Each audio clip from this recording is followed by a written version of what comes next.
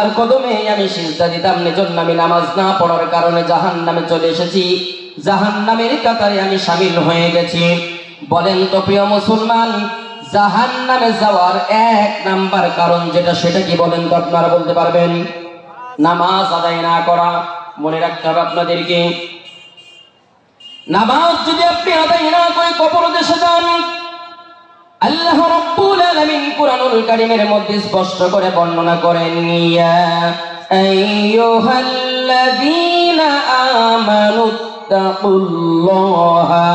হাক্কা তুকাতিহি ওয়া লা তামুতুন্না ইল্লা ওয়া আনতুম মুসলিমুন।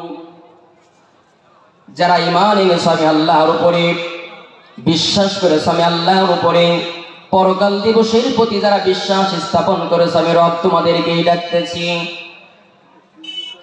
মনে রেখো প্রিয় মুসলমান, সমস্ত প্রকার পাপগুলোকে আমি রব্বুল আলামিনের ভয় করার সাথে সাথে তোমরা ছেড়ে দিবে। ইত্তাকুল্লাহা হাক্কা তুকাতিহি, ঘৃণা ভরে সমস্ত পাপগুলোকে তোমরা ছেড়ে দিবে। ওয়ালা তামুতুন্না ইল্লা ওয়া আনতুম মুসলিমুন। মনে রেখো, পাকা মুমিন মুসলমান না হয়ে যেন তোমরা কবরে এসো না। পয়গম্বরে আরবি সাহাবাদেরকে নিয়ে মসজিদে নববীর ভিতরে কবরের ভয় সম্পর্কে তিনি আলোচনা করতেছেন, আর সাহাবাদেরকে ডাক দিয়ে বললেন, আমার সাহাবারা তোমরা আমার হাতের দিকে লক্ষ্য করো। একটা আঙ্গুলের ভিতরে আর একটা আঙ্গুল বিশ্বনবী ঢুকাই দিলেন, আর ডাক দিয়ে বললেন, যারা বেনামাজি ব্যক্তি, ইমানদার নাই, মুমিন যারা হবে না, বেঈমান ব্যক্তি যারা হবে, তাদেরকে যখন কবরের ভিতরে নেওয়া হবে, তাদের একদিকের হাড় আর একদিকের হাড়ের ভিতরে ঢুকে যাবে। ডান সাইডের হাড়গুলো বাম সাইডের ভিতরে চলে যাবে।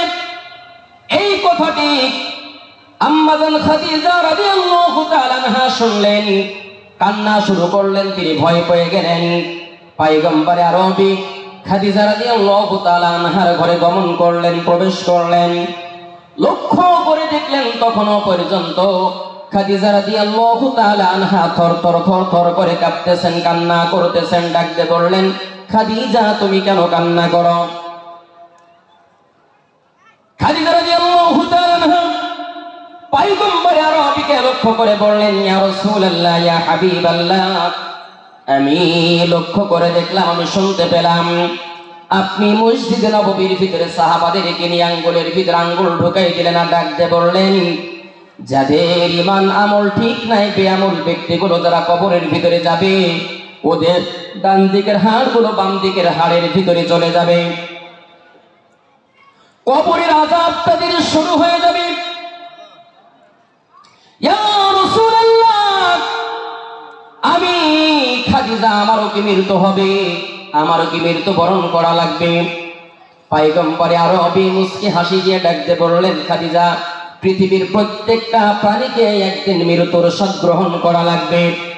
আল্লাহ রাব্বুল আলামিন কুরআনুল কারীমের দুইটা আয়াত নাযিল করে খাদিজা রাদিয়াল্লাহু তাআলা আনহাকে বললেন, খাদিজা, আমার নবী, তোমার প্রিয়তমা স্ত্রী খাদিজারে তুমি একটু শোনায় দাও, কুল্লু নাফসিন যায়িকাতুল মাউত সুম্মা ইলাইনা তুরজাউন।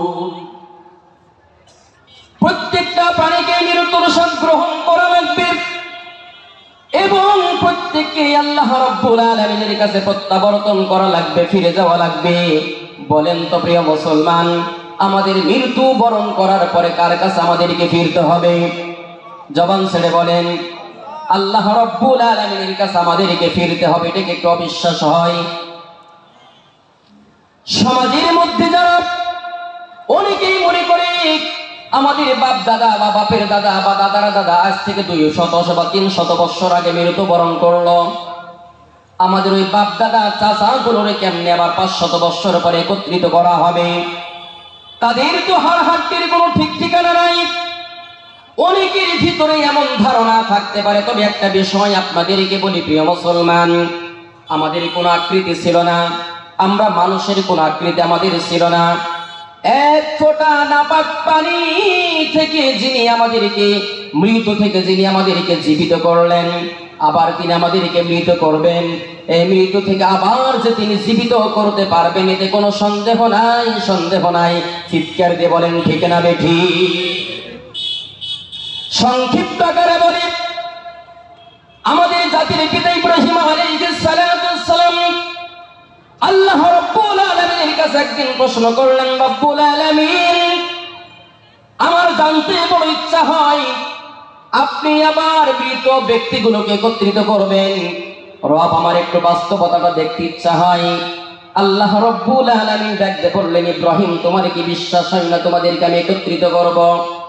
ইব্রাহিম আলাইহিস সালাম আল্লাহর কদমে সিজদা দিলেন আর ডাকতে বললেন, রব্বুল আলামিন, বিশ্বাস কেন করব না? অবশ্যই বিশ্বাস করি, তবে যদি আপনি একটু বাস্তবতাটা দেখিয়ে দিতেন।